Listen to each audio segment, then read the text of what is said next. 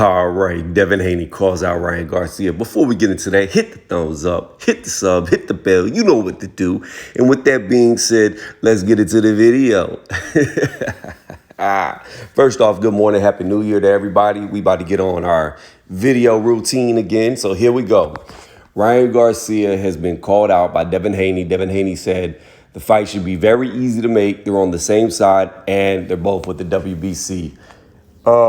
If anything, the WBC should be pressuring him to fight Ryan. So therefore, the fight should be easy to make because he wants to fight. Now, Ryan Garcia, on the other hand, called out Tank Davis. I know they've gone back and forth on Twitter a lot.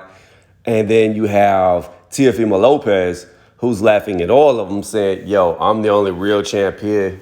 Devin's a paper champ. He's not a real champ. Ryan just won a paper belt. It's not a real belt, etc. The question is, how do I feel about all this and where do I see Ryan Garcia? So here's the deal. I think the best route for Ryan Garcia right now is if he can get Tank Davis in the ring, get him in the ring. The reason why I say that is Ryan Garcia has a huge following, a bigger following than all these guys outside of Tank Davis, okay?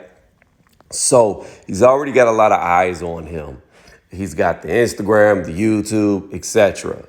So he's one of them guys, like I said, that could possibly transcend the sport. They're not just going to be known as boxing. They're going to be known outside of that for what they do outside of the ring, which is good. However, when it comes to boxing, you want to take down the biggest name you can. And the biggest name he can take down for popularity and money-wise, in my opinion, is Tank Davis. So that right there will be a catalyst to make him even more money if he can beat Tank Davis. So when you look at the dude's only 22 years old, he's only had 21 fights.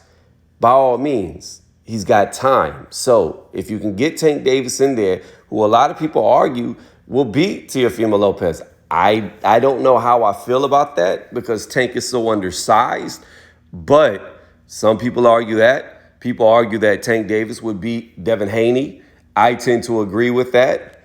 And I would assume that most people will argue that Tank will beat Ryan Garcia, that Tank will get underneath him. Ryan's chin's too high, and if Tank catches him like Luke did, he'll put him to sleep.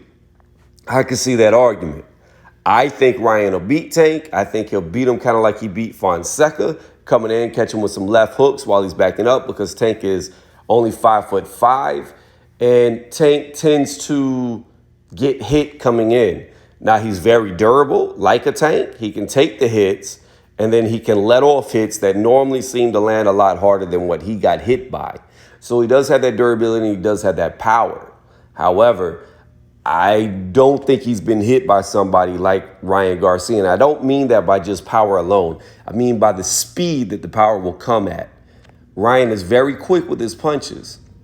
Now, back to what I was saying. Then you have the other factor, which is Teofimo Lopez. Ryan could take him on, get all the belts but the WBC belt, because I'm not counting franchise, never have, never will, and build a legacy. But here's the question you've got to ask. Right now, who has a bigger following? Who makes more money? Tank Davis, Teofimo Lopez, or Devin Haney? By far, Tank Davis, in my opinion.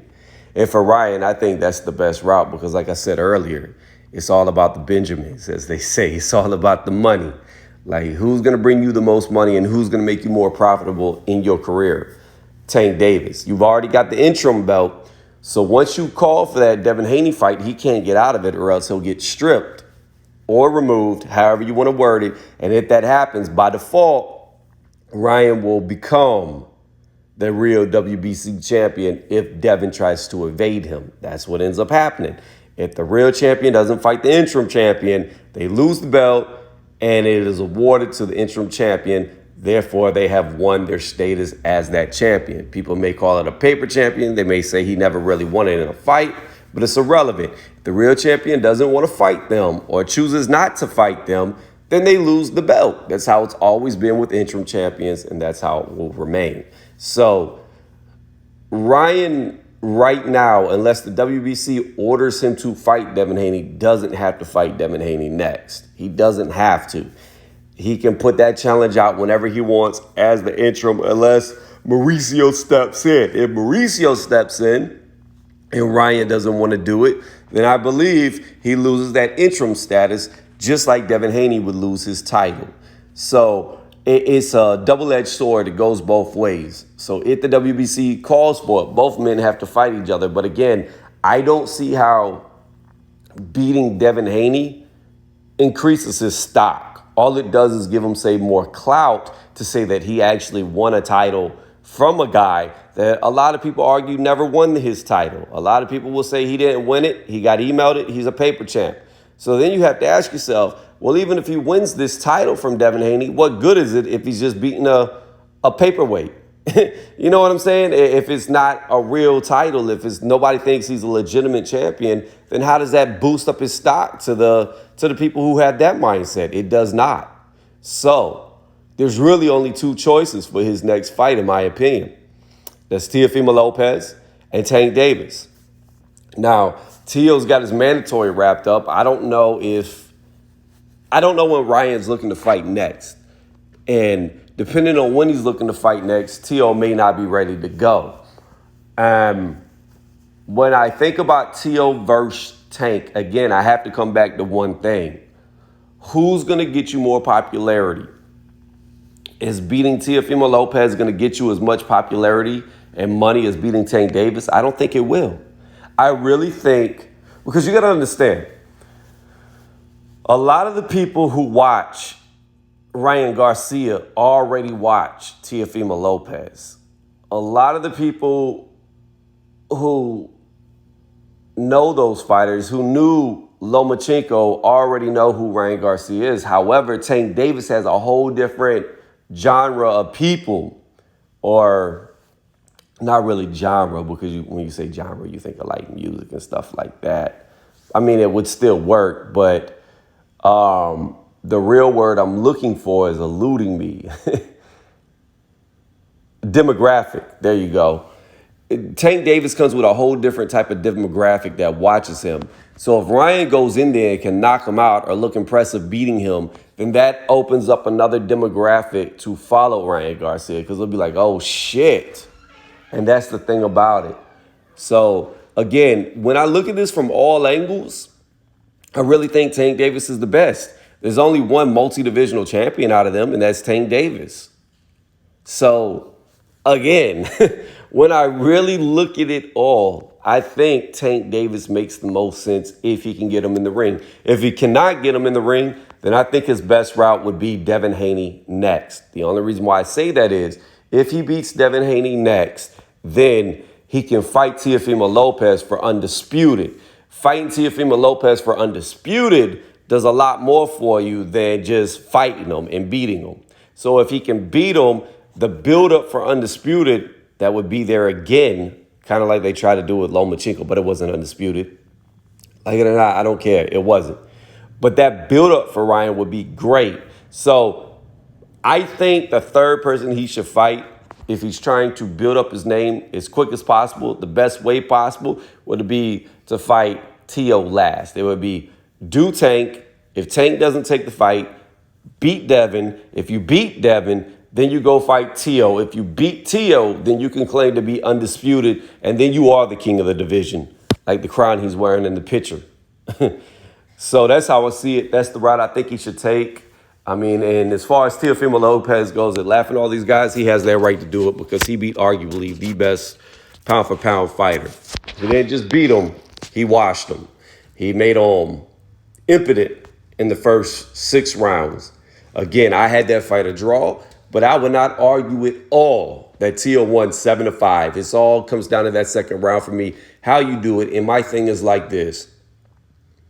When there is a very close round, like there was in the Teofimo Lopez fight with Lomachenko, that second round, and I have it a draw, I do not mind the judges edging it to that guy that had a round that could go either way, depending on how you score it. And, you know, that's what happened. It went to Teo's way, and I have no issues with that. I do have issues with Lomachenko claiming that he won the fight. No, you didn't. You lost. You got beat. Stop crying. It's ridiculous. Stop crying about your loss. You lost the fight. Teo beat you fair and square. Teo was the better man. Would he beat you again in another fight? I don't know. I'm leaning towards more than likely he would, because he's as he's getting older, he's getting stronger and faster. As you're getting older, you're getting slower. So when you're a reactionary fighter, getting slower is the worst thing that can happen. And that's what's going to happen with Lomachenko. His age will catch up to him. The feet will slow down. And if he doesn't have the power to keep these guys off him, he will get beat. And that's the thing about it. I don't really know if he could beat Teo in a rematch. He may, but he might not. And again, I will restate where I began and end this video on what I was saying about Teo. Teo has earned the right to laugh at all these guys and say none of them are legitimate but him. Even though I consider Devin Haney a real champion because of the circumstances of Lomachenko not fighting him, that doesn't mean that Teo doesn't have the right to call him a paper champion, and Teo doesn't have the right to call him an email champion either. He's got all them rights. So he is the true king of the division. Even though Ryan's wearing the crown right here, the real king of the division is Teofimo Lopez. I just feel like what I spoke on Ryan would be the best route for his career, and it would get him more notoriety. So when he does get in there with Teo, there's more of a build-up around that fight. Let me know what y'all think in the comment section. Thank y'all for listening.